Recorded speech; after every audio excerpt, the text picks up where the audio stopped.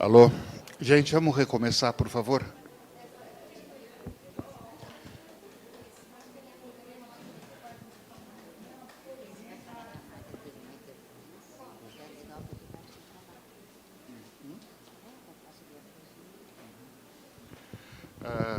Obrigado. Gente, vamos retomar os trabalhos. Inicialmente a mesa era composta pela doutora Maria Angélica Prado e pela doutora Marta Dantas. A Marta, infelizmente, teve uma intercorrência médica e não vai poder comparecer. Tá? Estamos torcendo que nada de mais sério aconteça com ela. Então, nós vamos fazer o seguinte. A doutora Maria Angélica vai apresentar o trabalho dela, né? E, em seguida, eu vou compartilhar com vocês algumas reflexões que eu tenho sobre a intervenção psicoterápica em pacientes com queixas eminentemente orgânicas, né? Aqueles pacientes que chegam ao nosso consultório, né, dizendo que estão ali porque o doutor fulano mandou, né, porque ele tem uma queixa de uma hipertensão arterial, de uma coronariopatia, de uma doença inflamatória intestinal, e nem sempre ele sabe de uma maneira muito clara o que ele está fazendo no consultório do profissional psi. Ok? Mas, em primeiro lugar, vamos com a Maria Angélica. Por favor, Maria Angélica, pode começar? Está certo.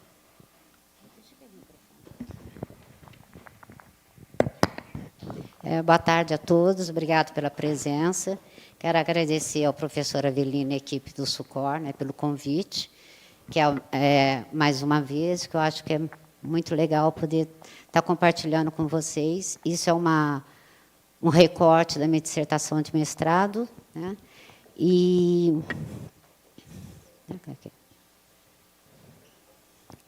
Então, eu vou falar, assim, o meu trabalho ele tem duas vertentes, né? Ele teve do método qualitativo, que é o TAT, e também uma aplicação de uma escala, que era para ver se havia um estresse pós-traumático, né, nas pessoas que sofrem complicação cirúrgica. É impressionante. Olha, está indo sozinho. Não, peraí, volta. Não, agora vai, deixa. Não, pode deixar.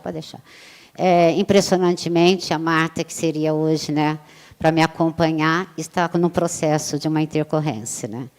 Então, a iatrogenia psíquica das complicações pós-operatórias. Não sei se vocês sabem o que é a iatrogenia. Alguém aqui sabe? Não? Então, vamos lá, Avelino. Iatrogenia é do grego, né, que iatro significa... Opa, voltei, peraí, gente.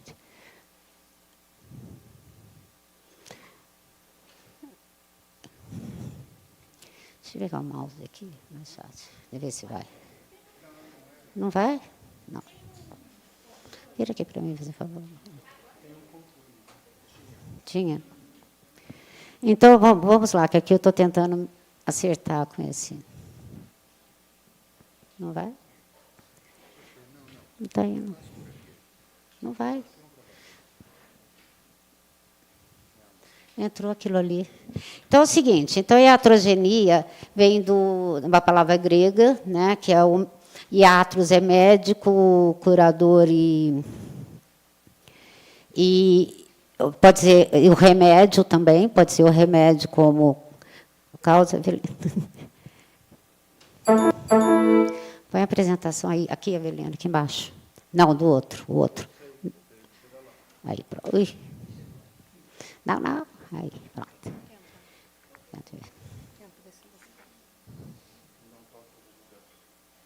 Não vai também. Tinha que ser comigo. Normal. Agora foi tudo. Pronto, agora deu. Aqui para frente, né? Pronto. Então, seria isso, né? O genoma seria origem, causa, né? E seria qualidade, doença, moléstia. Significa que a iatrogenia é toda doença, né, ou alguma questão, ou efeitos causados por um ato terapêutico, né? Pode ser do médico, como hoje em dia tem outros estudos em relação a outros profissionais, né? Então, isso é importante, que cada dia mais está tendo mais atenção à questão da iatrogenia. Na verdade, o meu título acaba ficando um pouco redundante, né? Porque a própria complicação pós-operatória ela é iatrogênica, né? A iatrogenia, às vezes, é muito ligada ao erro médico, por negligência, imprudência, imperícia. Mas não necessariamente é isso. Por exemplo, se uma pessoa vai fazer um tratamento de câncer, né, os medicamentos eles são iatrogênicos, certo? Então, é desmistificar um pouco isso, né, que a iatrogenia teria toda essa relação com uma causa de algum erro médico, de uma imperícia, alguma coisa assim. Então, voltei para um pouquinho só. Bom, como que eu cheguei ao conceito de iatrogenia? A minha pesquisa foi feita no hospital universitário, né? Então, inicialmente, eu apresentei o meu projeto para os cirurgiões, né, da clínica, né, cirúrgica, e ali, conversando com eles, foram dando com sugestões e chegamos que seria legal eu acompanhar os médicos nas visitas, né, de troca de plantão. Aí eu escolhi um dia e acompanhava esse médico na troca de plantão, certo? Então, assim, foi durante 1 ano e meio, né, eu fui fazendo essa visita até também como captar os sujeitos da minha pesquisa. E nessas visitas, né, que junto com internos, residentes, né, nutricionista, toda a equipe, né, eu sempre ouvi ele falar, temos que desiatrogenizar, né? E eu falei, gente, está parecendo um palavrão, né? O que será que significa isso? Aí que eu fui pesquisar sobre iatrogenia, né? Quando ele queria dizer, vamos desiatrogenizar, era tentar evitar o maior, assim, minimamente possível, os danos para o paciente, né? Então, assim, para que retira medicamentos. Então, todo esse processo era com a intenção dessa redução de danos, para evitar que aquela coisa fique, né, um contínuo. Ok? Então, vamos lá. Então, o objetivo da pesquisa foi analisar, avaliar o impacto psicológico nos pacientes que sofrem complicações pós-operatórias. Então, a minha pesquisa foi feita em 3 etapas, tá? Porque eu tinha que tentar avaliar não só o trauma, como também o pós-traumático, né? Então, eu fiz em 3 etapas. A primeira etapa foi no hospital com o paciente, a segunda foi 3 meses depois, e a última 6 meses depois. Só que, na realidade, não foi tão certinho assim minha pesquisa. Em função do quê? Os pacientes, todos os sujeitos da minha pesquisa, na realidade, eram doentes crônicos. Então, às vezes, eles voltavam para o hospital. Então, o cálculo desse período foi mais ou menos, não foi tão certinho assim, 3, 6 meses. Tá? O que é a intercorrência cirúrgica, né? A intercorrência cirúrgica é a complicação, né, pós-operatória, e ela hoje é uma realidade nos hospitais, né? Quase todas as situações. Ai, meu Deus, está muito rápido, isso aqui está sozinho. Ele está com uma personalidade independente, gente. Pronto, fica quieto. Será que eu estou mexendo aqui? Para aqui. Então, é o seguinte. Aí é o seguinte, o imprevisível está sempre presente. Então, lidar com o imprevisível é muito complicado, certo? Então, a pessoa tem uma estadia mais prolongada, uma incerteza em relação à própria saúde, à sua integridade física, né? E risco iminente de morte, alguns mais, outros menos, né? Também tem uma ruptura da rotina familiar, profissional e social. E muitos deles ficam dependentes de outros, certo? Então, nesse sentido, né, contando com esses fatores, né, que foi se pensar sobre a questão se isso pode levar ao trauma e a um pós-traumático ou não, certo? Agora vai. Bom, isso aqui, então, eu vou entrar no trauma e seus efeitos pós-traumáticos. Bom, baseado na psicanálise, né, nós todos nascemos, né, totalmente desamparados. Por quê?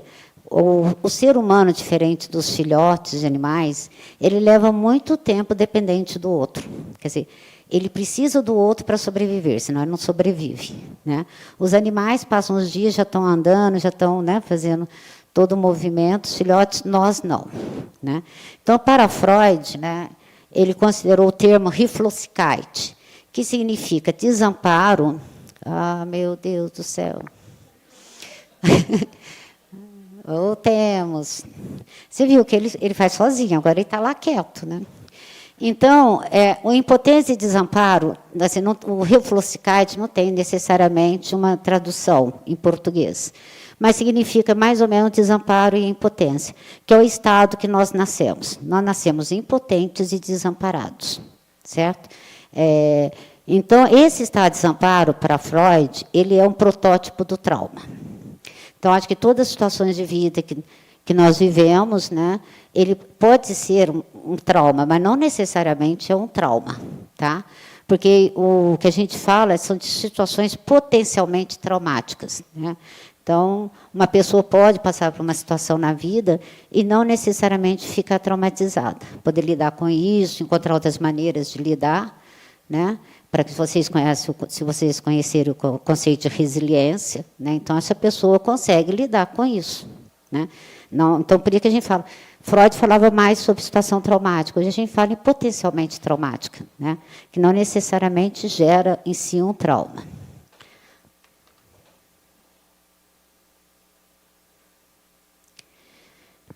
Então, vamos lá. Então, o trauma na psicanálise, né? Freud, né, ele começou o estudo do trauma considerando o trauma como um fator externo, tá? Então, vinha algo do mundo externo que causava, né, um problema. No estudo das histéricas, era a sedução, certo? Então, ele fez todo estudo em relação ao, né, início da histeria, né, em 1895, como pensando que aquela mulher era seduzida. Até que aí fez toda aquela questão da fala, tem todo esse processo de envolvimento do princípio, né, dos primórdios da psicanálise, né? Então, nesse período, né, começou a surgir realmente, né, o bojo da psicanálise, que é a cura através da fala, né, que houve toda uma diferença dele com Brauer, né? Então, ele acabou fazendo todo um caminho separado. Porém, né, numa carta famosa, Flies, né, ele sentiu-se muito decepcionado com as histéricas, né, porque, de repente, né, é como se elas não tivessem passado realmente uma sedução, e que aquilo fosse uma fantasia, né. O que acontece? Aí ele começa a fazer um estudo sobre a vida intrapsíquica, né, que acho que é todo o caminho que temos hoje na psicanálise, foi essa parte, né, que ele passa a estudar sobre a fantasia, sobre os desejos e tudo mais, né. Porém, em 1920, ele volta a retomar a questão dos fatores externos, né. Porque estava um período próximo de guerra e tudo mais, ele começou a pensar que os fatores externos sim influenciam o trauma, tá?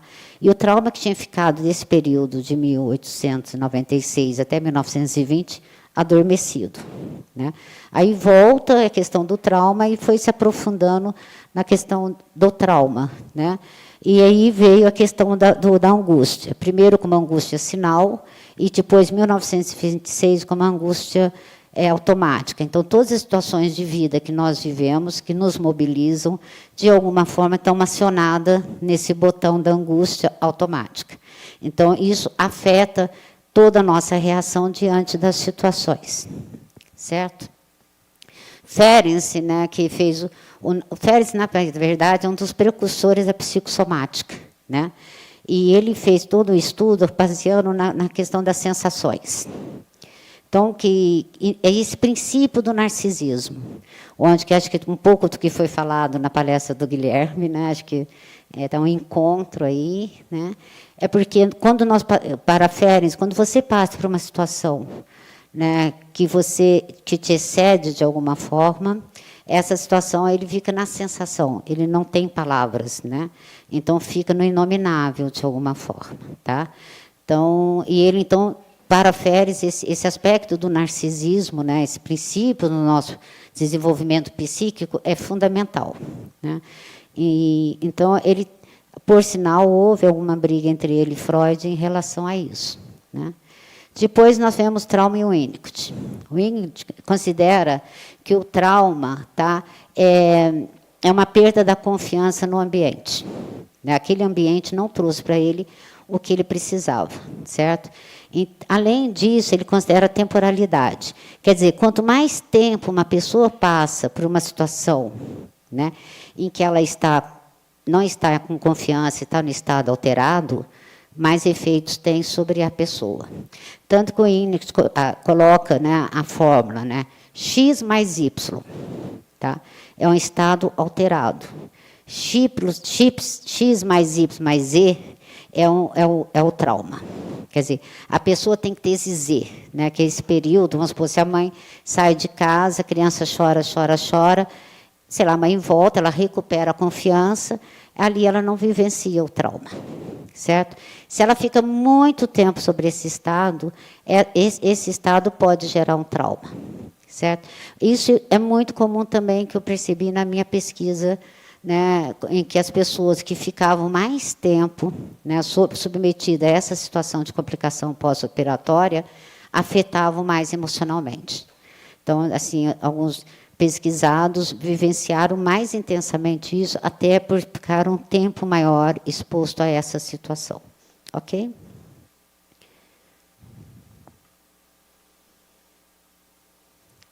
Bom, a parte da minha pesquisa que fala sobre estresse pós-traumático, né, eu retirei, né, porque senão fica muito extenso, né, e o tempo para isso era um pouco menor.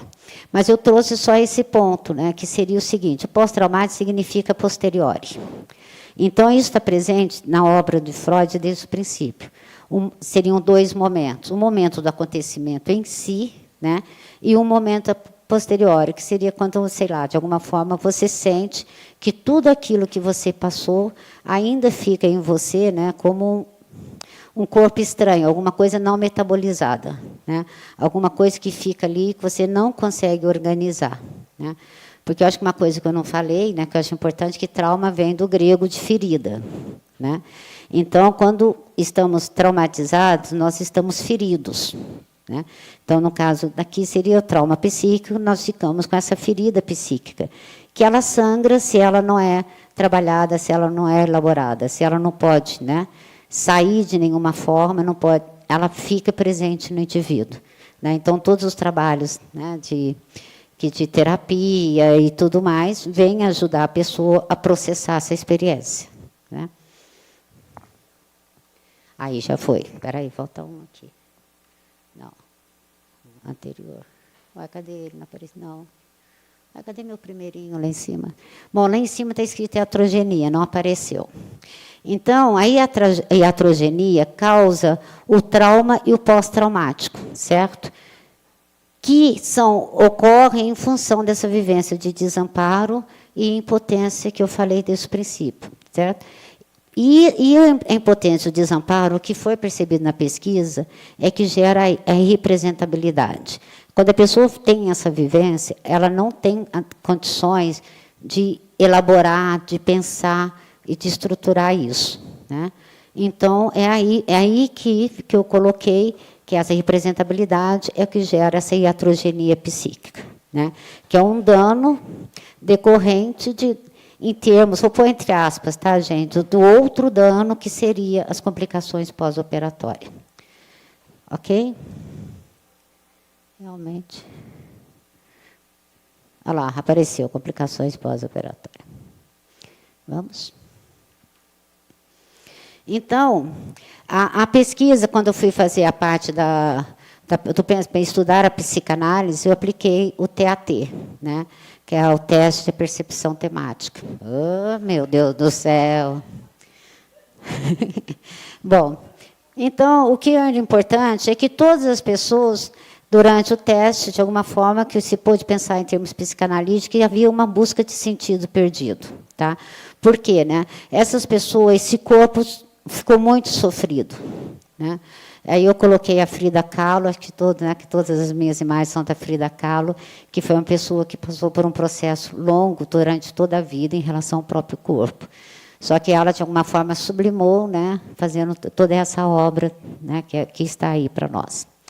Então, seria isso, né? Tinham pessoas expostas, né? O corpo exposto na vergonha, pessoas assim, que emagreceram, mas não queriam emagrecer, sabe assim. Tinha uma pesquisada que ela falou, nossa, eu perdi 20 quilos, mas eu adorava ser gordinha. Eu não queria essa magreza. Né? E ela fala, eu não posso ir lá chegar para o doutor, eu estou inconformada por estar magra. Né? Ela falou assim, eu tive à beira da morte e agora eu não quero ser magra. Né? Então, mas ela vivenciava isso, ela teve muita dificuldade de lidar com o corpo magro, que ela gostava de ser gordinha, é raro, né? Mas acontece, né? Porque então seria isso. Aí teve o outro que já era magro e ficou muito mais magro, né? Ele ficou magérrimo, na verdade, né?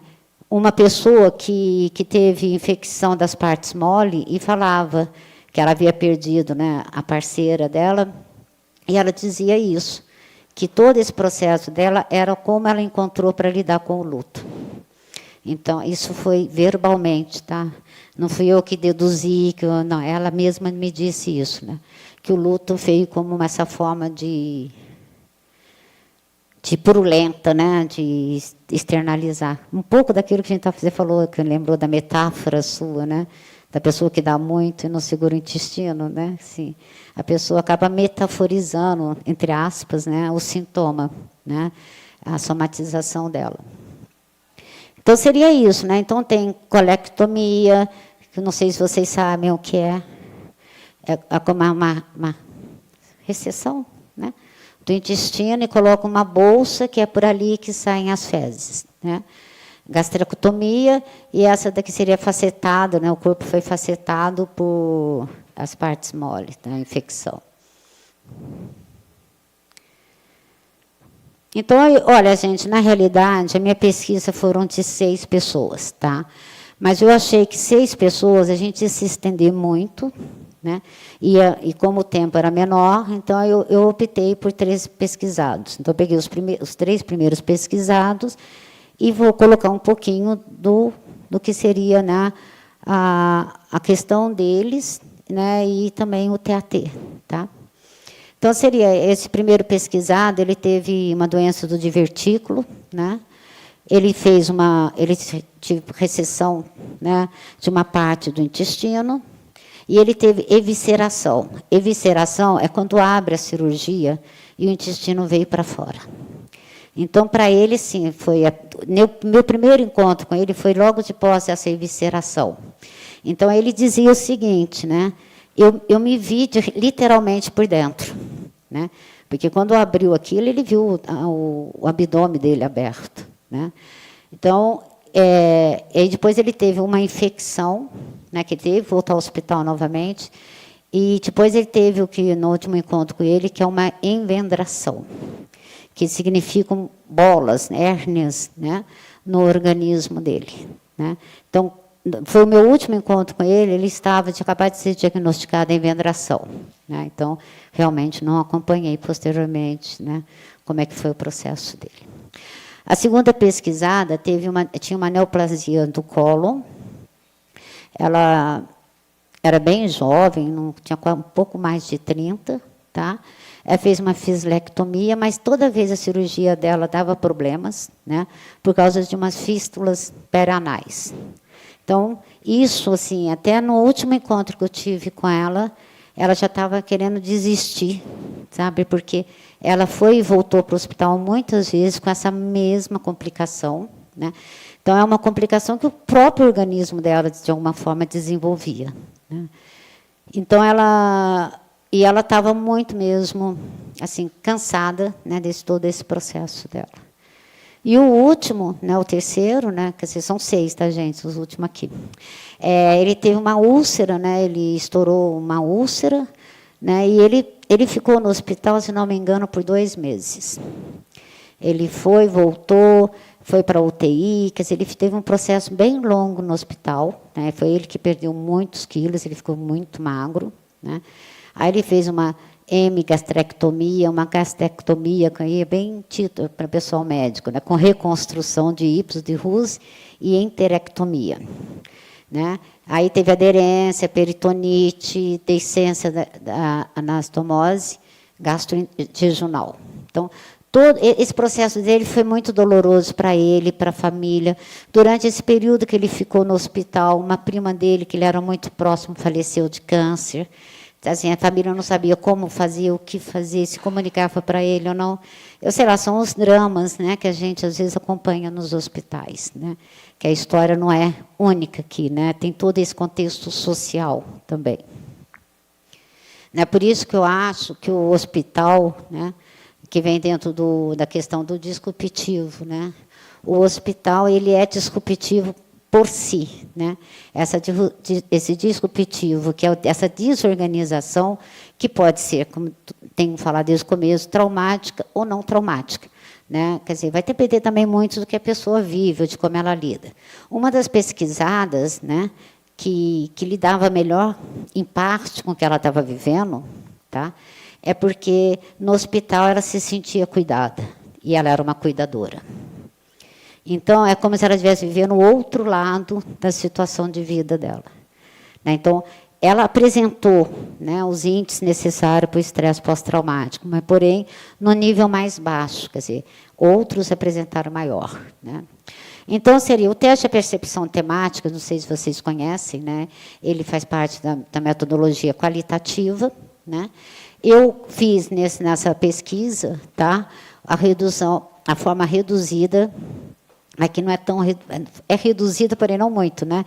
Porque eu apliquei 3 vezes, né, essas 9 lâminas em 6 pessoas. Então, ele ficou bem gordinho. Né? Então, na escolha das lâminas, eu peguei algumas lâminas, né, universais, né, que possibilitassem ter uma visão do indivíduo em relação a ele e ao ambiente, uma das coisas importantes do TAT, né, que é um mergulho, mas também que ele avalia não só o indivíduo, mas também o ambiente que ele se encontra, como é que ele sente em relação a esse ambiente. Então, isso era muito importante na pesquisa, até para avaliar como ele se sentia nesse ambiente. Né? Então, eu fiz uma escolha de algumas lâminas, tá, que permitisse, né, estimular e ter uma imersão de sentimentos de acordo com o que eles estavam vivenciando no hospital. Né, e pós-alta também. Então, aí, para quem conhece TAT, estão as lâminas, né, se quiser anotar e verificar depois. Mas aí aqui eu fiz um desenho com mix de algumas. Tá?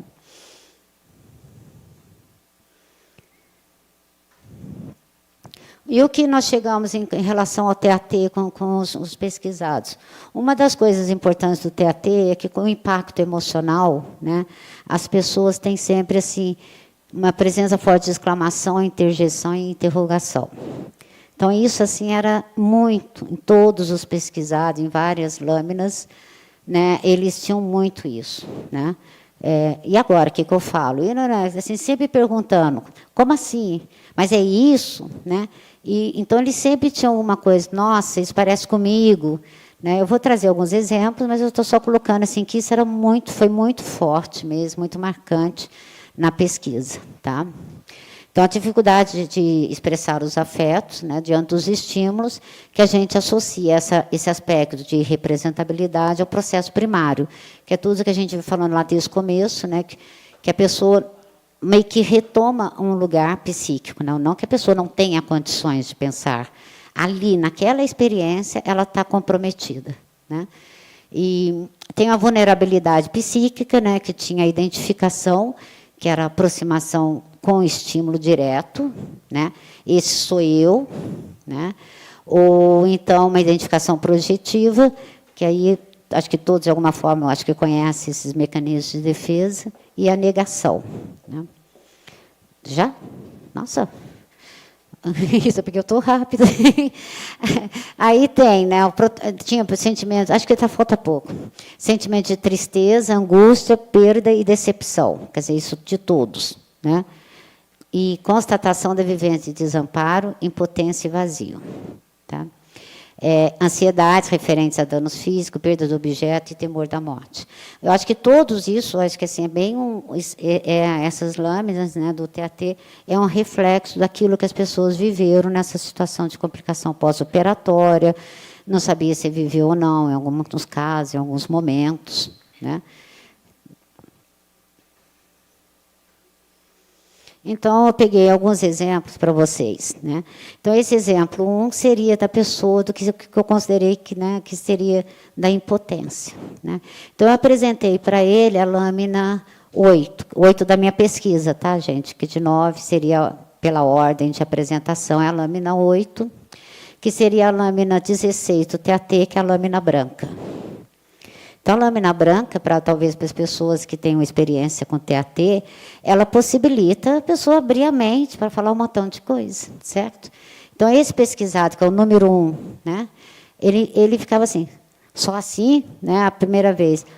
O que posso falar sobre isso? Nada. Criaram um papel branco, só isso, não tem mais nada a dizer. Um branco bonito, chamativo, não dá para distinguir.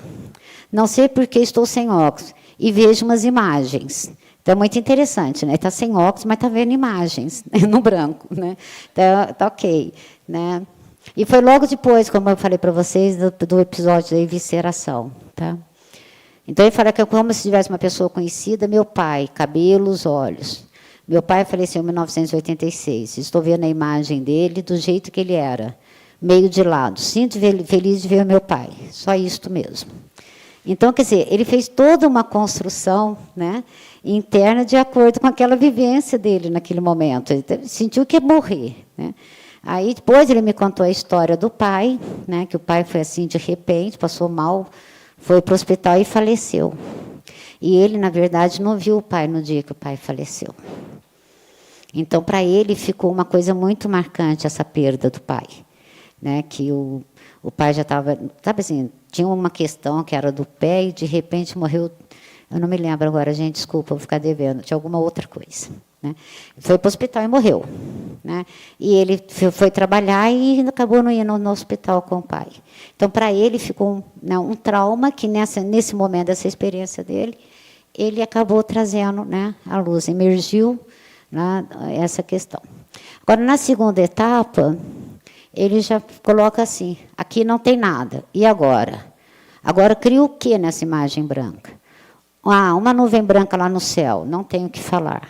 Vai, não tenho. Vira a lâmina. E agora? Ele vira a lâmina, né? E agora? Não tinha nada, era branco também. Um papel branco para escrever coisas, meus problemas, minha cirurgia, o que estou pensando, como estou. Só isso. Quer dizer, ele ficou, né, diante da lâmina branca, ele realmente tinha um impacto muito profundo, né, muito forte. Isso acontecia com vários, tá?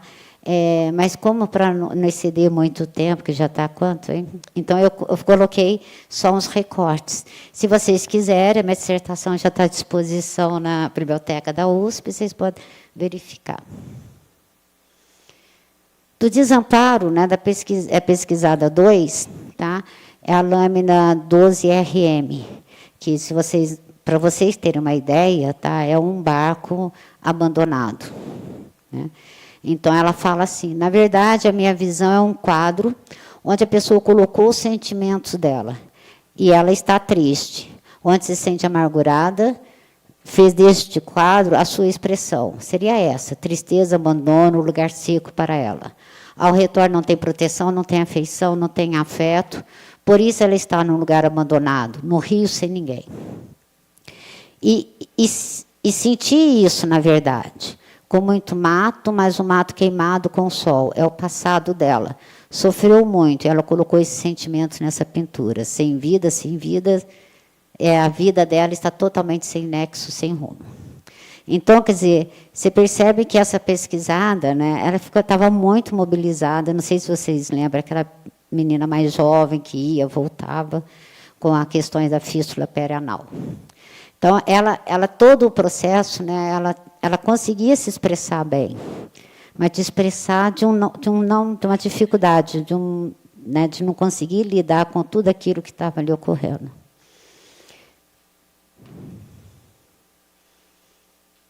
Aí vem o representável, né? Então, para aqui no bloco, né, o representável está ao lado do somático, do não simbolizável. Acho que quem assistiu a palestra do Guilherme também é esperto nesse aspecto aqui, né? Então, assim, esse é aquele terceiro, né, que teve úlcera.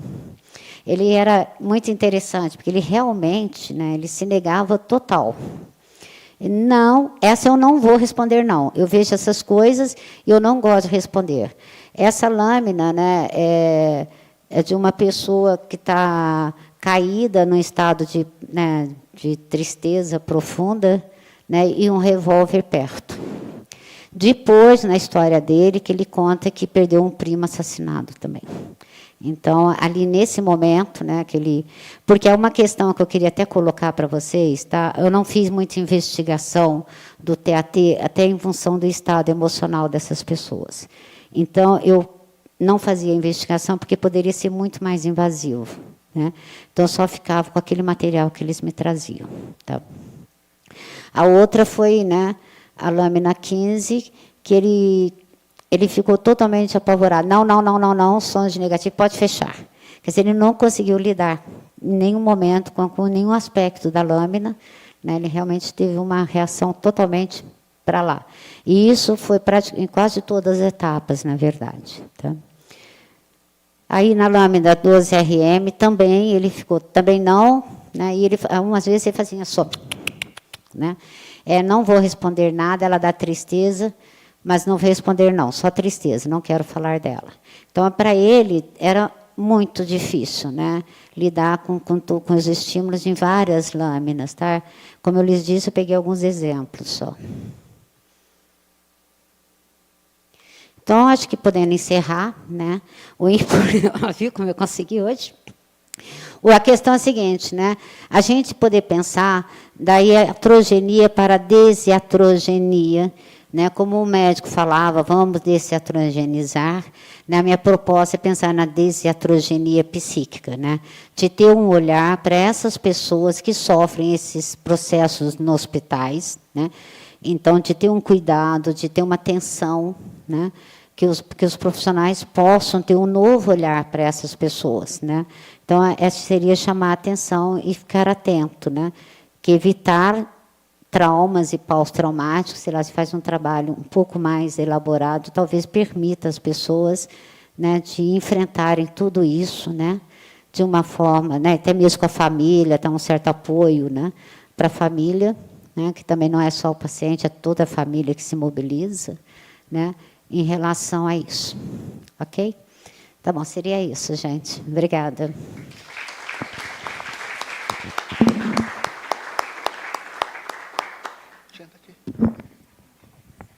Desliga o... Dá para dar? Não é? Fico aqui, não.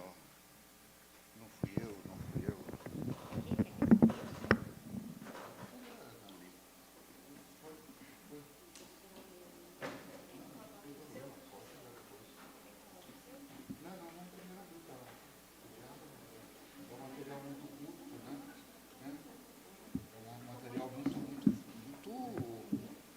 Muito rico.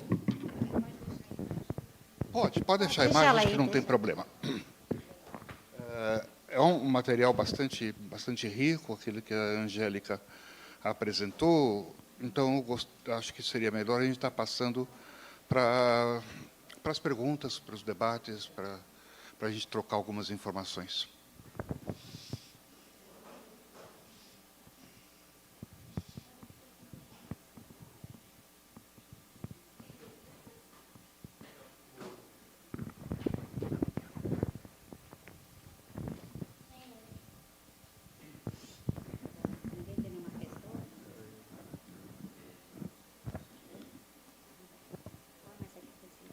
Alguém tem alguma pergunta? Oi, gente. Não está. Alô? Oi. Vocês não têm nenhuma pergunta? Tudo tranquilo? Você quer fazer uma pergunta, Cleiton? Não.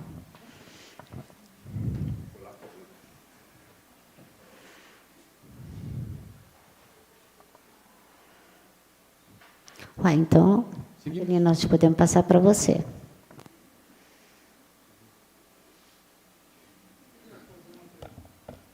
Pois não? Então, Cleito.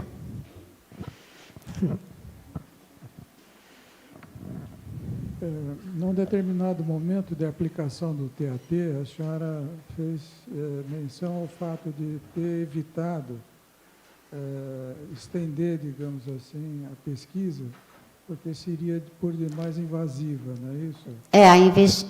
O inquérito, né, que é feito no TAT. Então, eu evitei o inquérito. Primeiro que tem uma questão, né, a pesquisa iniciou dentro de um hospital, né? Então, isso para mim, que sempre trabalhei em consultório, ficava sempre um pouco, né?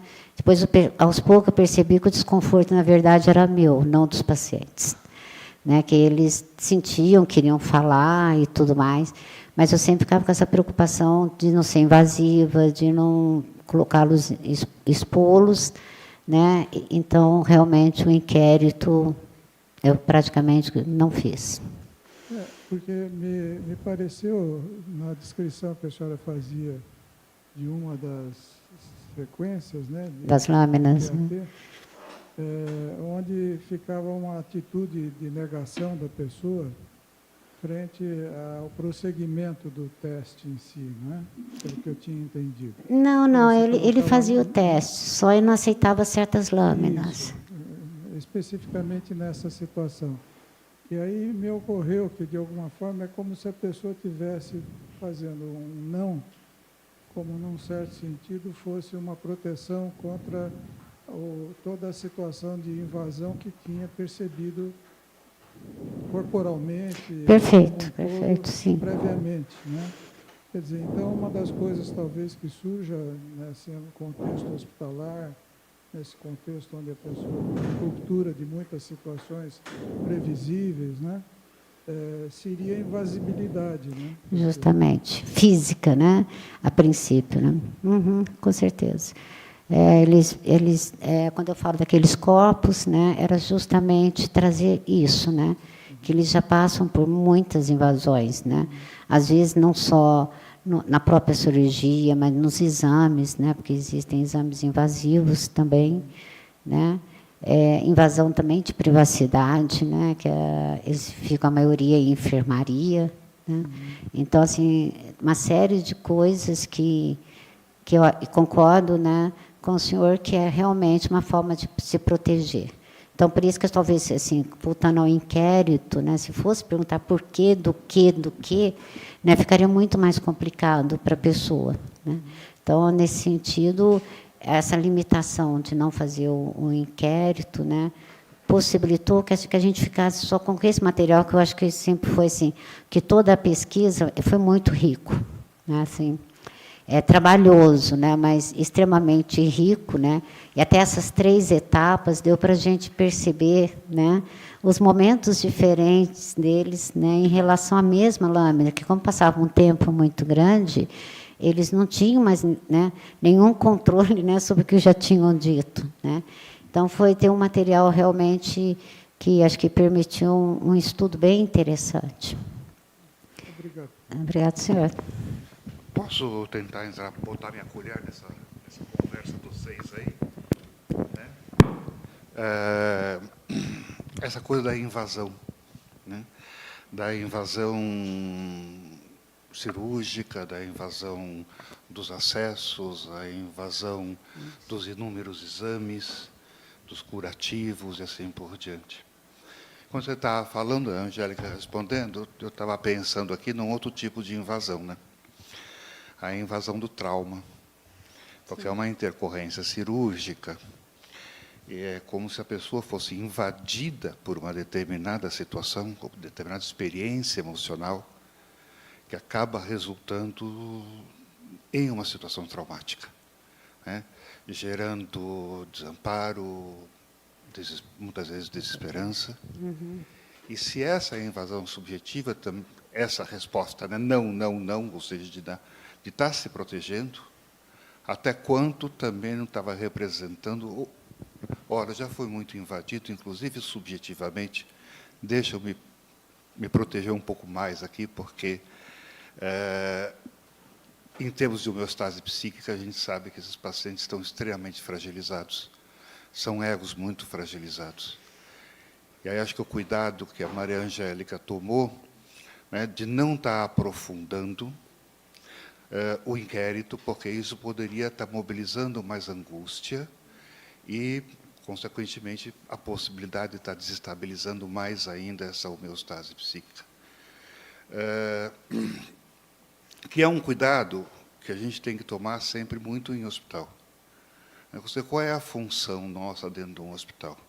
Quando nós vamos atender um paciente, o que a gente objetiva? Né? Seguramente não é mobilizar a angústia.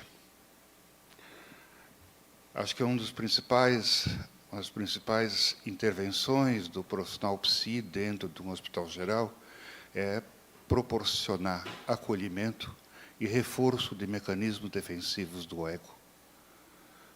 Ou seja, reforçar essa homeostase psíquica. Existem trabalhos que deixam bastante claro que quando você faz algum tipo de intervenção que se aproxima de uma interpretação que vai mobilizar conteúdo funcional mais primitivo, você pode desestabilizar o paciente do ponto de vista físico, causando, inclusive, piora do seu quadro clínico. Provoca uma iatrogenia. O que é uma iatrogenia, a gente pensar da perspectiva, né, que a Angélica nos apresentou. Né? Então, dentro dessa noção, né, ou seja, de acolhimento, reforço, validação dos próprios sentimentos, que frequentemente os pacientes são invalidados nas suas queixas, principalmente nas suas queixas subjetivas. Estou com medo, estou com vergonha, estou com raiva. Vai escutar, né? Não, você tem que ser forte, você tem que enfrentar isso daí, e não se abre espaço para poder estar de elaboração. Né? A linguística ensina para a gente que quando a gente consegue colocar sentimentos, emoções e palavras, né, na linguagem verbal, a gente tem um ganho no processo de elaboração. Né? Não vai abrindo a possibilidade dos pacientes fazerem isto. Então, a legitimidade, dar legitimidade àquilo que ele está sentindo. Ou seja, a pessoa passa a ser reconhecida como pessoa. Eu tenho o direito de sentir isso, isso que eu estou sentindo, não tem nada anormal, muito pelo contrário. Faz parte desse processo. O frio na barriga faz parte desse processo. É difícil viver uma situação como muitos pacientes vivem na UTI, na enfermaria, sem ter o frio na barriga e o medo. E onde é que eles podem trabalhar esses conteúdos subjetivos? Né? Dificilmente eles têm essa possibilidade, vão ter essa possibilidade quando algum profissional psi chega e dá a eles essa possibilidade. Então, muitas vezes, aquele torrente de palavras, né, porque eles foram muito contidos, né, na expressão das suas emoções, e às vezes a questão que um bom par de orelhas, nesse momento, pode ter uma enorme função terapêutica. Às vezes a gente se obriga a estar retornando para o paciente alguma coisa daquilo que ele nos falou. Porque eu tenho que fazer alguma coisa. Já está fazendo, já está acolhendo, já está ouvindo, já está dando a possibilidade do paciente de poder colocar em palavras o seu próprio sofrimento. Porque é uma coisa que angustia, muitas vezes, os profissionais, é o que eu estou fazendo e como eu estou fazendo, né, para esses pacientes.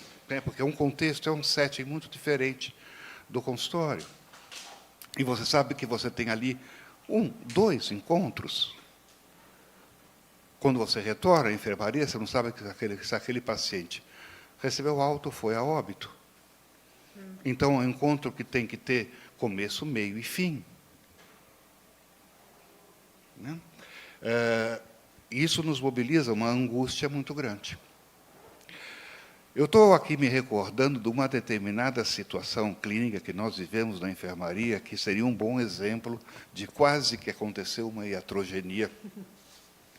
Era uma senhora de 63, 64 anos, branca, viúva. Ela internou, já tinha internado várias vezes no hospital por um problema pulmonar. Tinha uma doença obstrutiva crônica, pulmonar obstrutiva crônica, uma DPOC. Foi compensada desse aspecto pulmonar E o resultado é que ela passaria a ser dependente de oxigênio. Ou seja, voltar para casa, né, carregando aquele cilindro de oxigênio, e que, de alguma forma, ela teria que organizar a sua nova vida em função, né, dessa nova realidade. E uma das razões que nos chamaram é porque essa paciente não trazia essa questão, não fazia perguntas de como ela ia lidar com oxigênio, né, com catéter, como é que ia ser a casa dela. Ela morava com uma sobrinha, a sobrinha trabalhava, a casa dela tinha 2 andares, e o pessoal, todo mundo estava preocupado, né, a enfermagem preocupadíssimo com essa paciente, os médicos também. E foi mais ou menos dentro desse contexto que nos chamaram. E a gente começou a conversar, vou chamar de Dona Maria, que fica mais fácil. E a Dona Maria tinha um tema que ela ficava recorrente, era a aposentadoria dela. Ela estava com receio de que a sua aposentadoria não fosse mantida ou que ela pudesse perder a sua aposentadoria. E ficava falando sobre isso. E o pessoal falava, não, nós temos que cutucar a Dona Maria. Falava, mas Dona Maria, mas como? Só vai para casa. Só tem que pensar nessa situação, né, que a senhora vai para casa e tem que se adaptar a toda uma nova realidade. Né? Aí outros falavam, ela está negando essa realidade. Ok, pode ser. Mas ela estava falando da sobrevivência dela. Não estava falando da sobrevivência dela em casa, né, com o cilindro de oxigênio e toda a reorganização que ela teria que fazer, mas ela estava falando da sobrevivência dela, a vivência enorme de ameaça, né, sobre a sua própria vida, que ela estava representando através da aposentadoria. Então, acho que identifiquei naquele momento, né, que seria uma atuação iatrogênica da nossa parte, obrigar essa paciente a se defrontando com determinada situação, que reconhecidamente ela só podia estar falando de uma maneira simbólica, não de uma maneira direta. E aí nós passamos a trabalhar essa situação da perspectiva simbólica. Ok, vamos falar sobre a sua aposentadoria, né, dos seus receios, né, o que acontece, e vamos conversar. Né?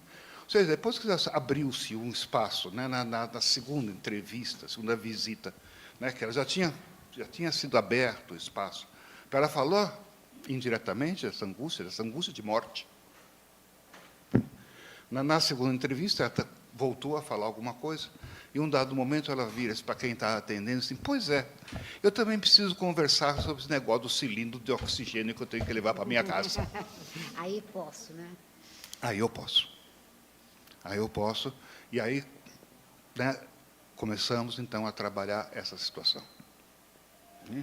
Voltando, por que me mobilizou me lembrei dessa experiência clínica, né? Basicamente, qual é a nossa tarefa? A tarefa do acolhimento, tarefa de reasseguramento, de reforçar mecanismos de defesa, legitimar aquilo que a pessoa está sentindo e, fundamentalmente, respeitar esse mundo interno. Né? Sem que a gente também seja invasivo, né, como uma intervenção cirúrgica, exames, e assim por diante são invasivos. Ou seja, que nós não forcemos a pessoa a estar entrando em contato com determinados conteúdos internos que ainda ela não se sente preparada. Então, nessa perspectiva que eu pensei da questão da invasividade. Né? E do cuidado que todos nós temos que ter dentro de uma enfermaria do hospital ou numa UTI a respeito disso. Ou seja, respeitar o tempo do paciente. Ok?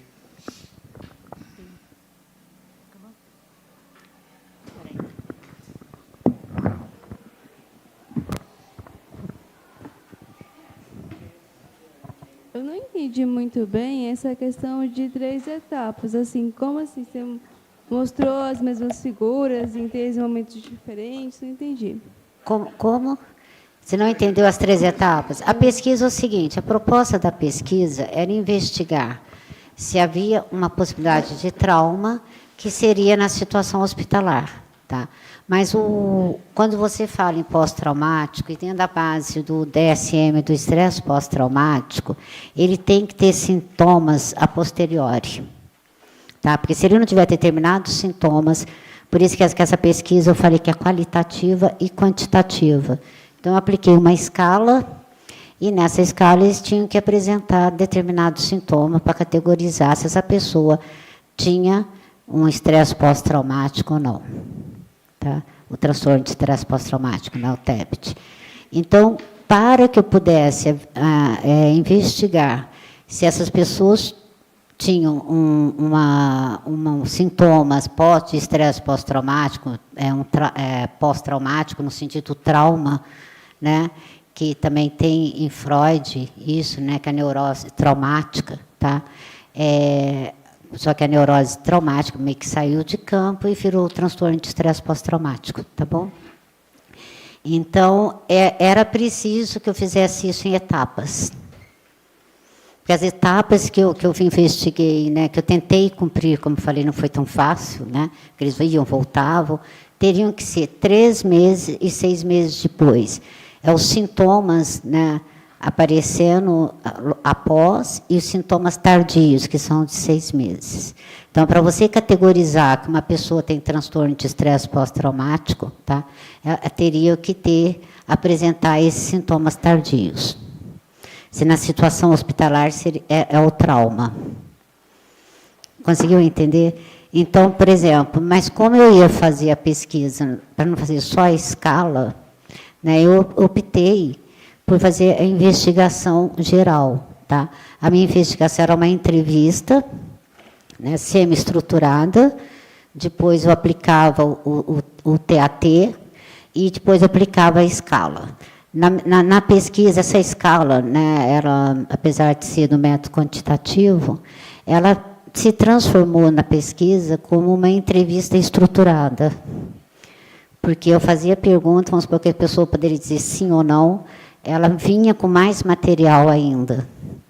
Né? Então, quer dizer, mesmo a entrevista, mesmo a aplicação do TAT, e ainda na escala, ainda a pessoa sentia necessidade de se colocar. Né? Então, quer dizer, todo o trabalho da escala, né, tem todo um estudo da escala. Tá? Mas, como hoje a gente fez um recorte, né, então eu só trouxe do TAT. Okay. Conseguiu entender? Ok.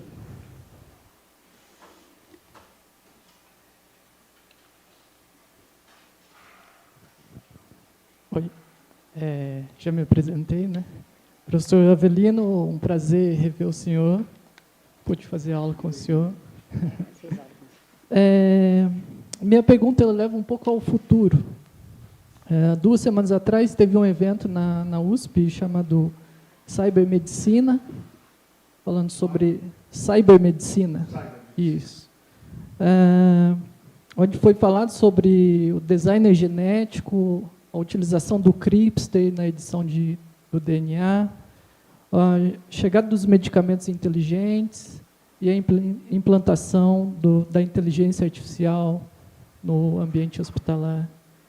Então, eu gostaria de saber sobre como a psicossomática, se ela está preparada para esse futuro, essa chegada desses mecanismos inteligentes, como que a gente pode refletir sobre isso? Será que eu tenho a competência de fazer um exercício de futurologia? Eu não sei.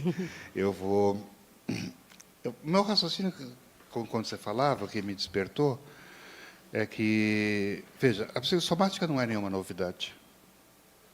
Né? Ela está desde os primórdios da civilização, seja ocidental, seja a indiana, ou a chinesa, a egípcia.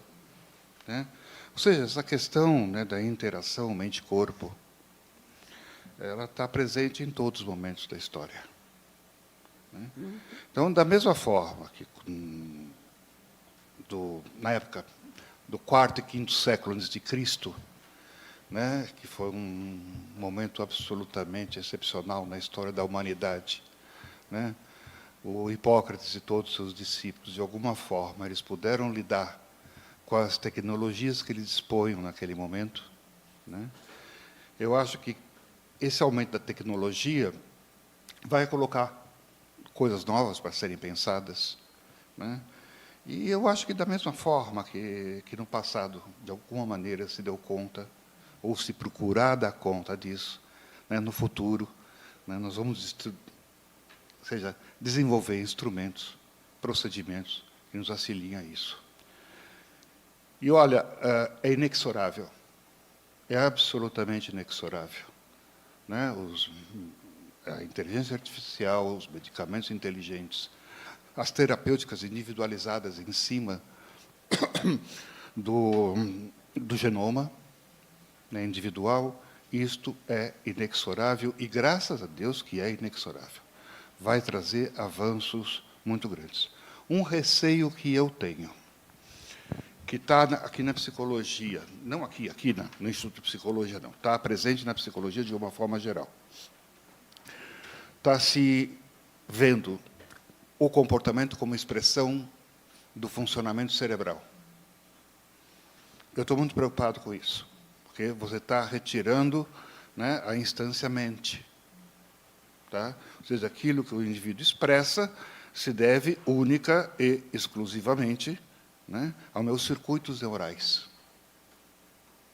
Está se reduzindo o fenômeno mental a um fenômeno psicofisiológico, ou um fenômeno fisiológico.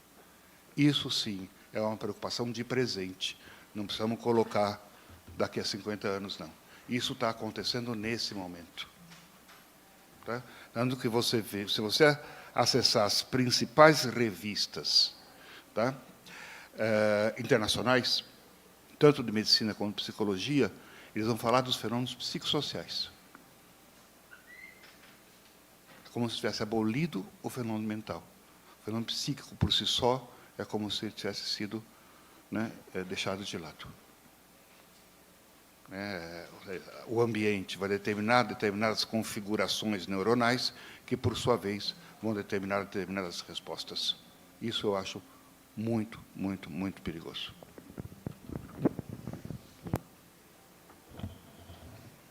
E a doutora Bárbara acaba de mostrar fim.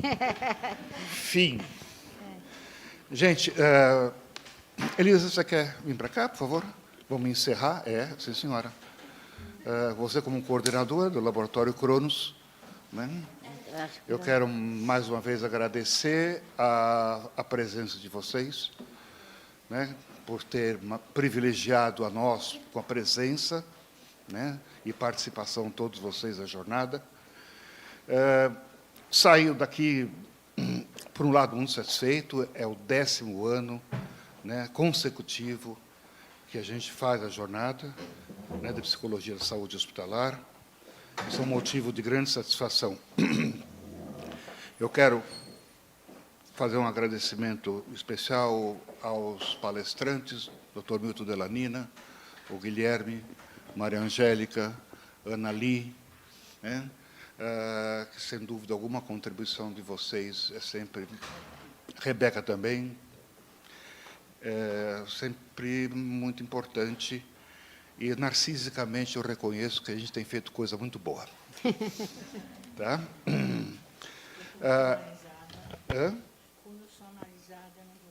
Tá bom.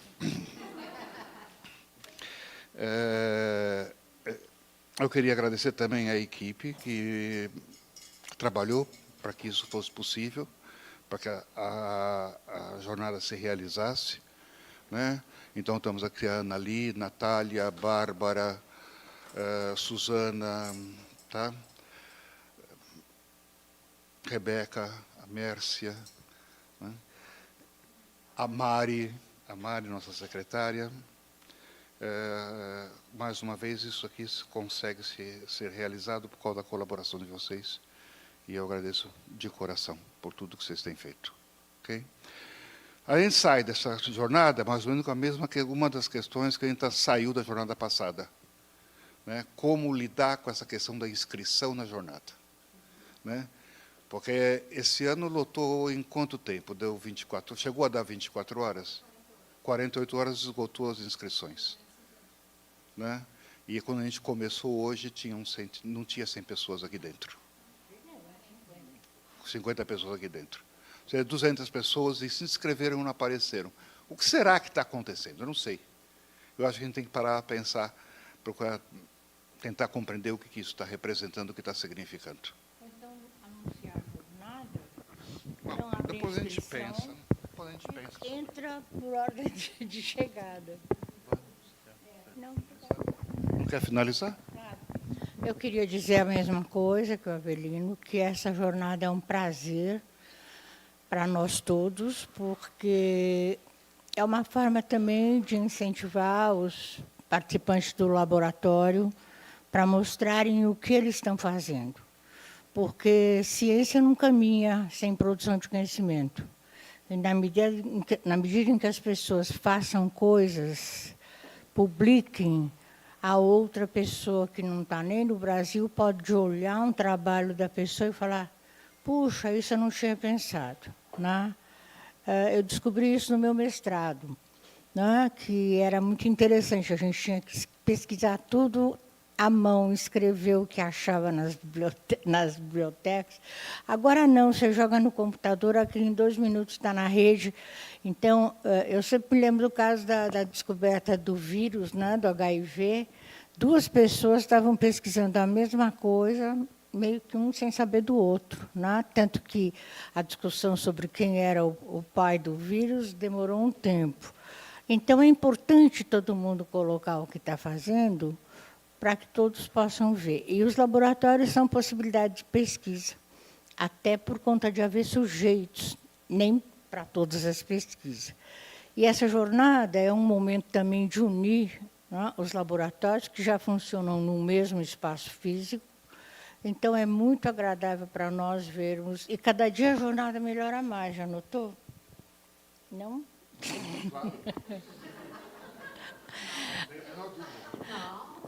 A primeira vez, a primeira jornada, nós estamos fazendo 10 anos, foi uma coisa até meio tímida. Né? A gente tinha receio. Na sala 20, lá no bloco de aula, uma sala pequenininha. Depois foi crescendo, e agora a gente já teve muita gente boa falando aqui, inclusive a Magui, que é quem trouxe a psico-oncologia para o Brasil, inclusive o Exterman, né, Avelino, da psicossomática. Então, eu não sei, essa jornada é uma coisa muito boa, feita com nenhum interesse, a não ser o científico. E eu gostaria de dizer e agradecer a quem está aqui, que nós ficamos muito contentes com a frequência de vocês. Ok? Obrigado, gente.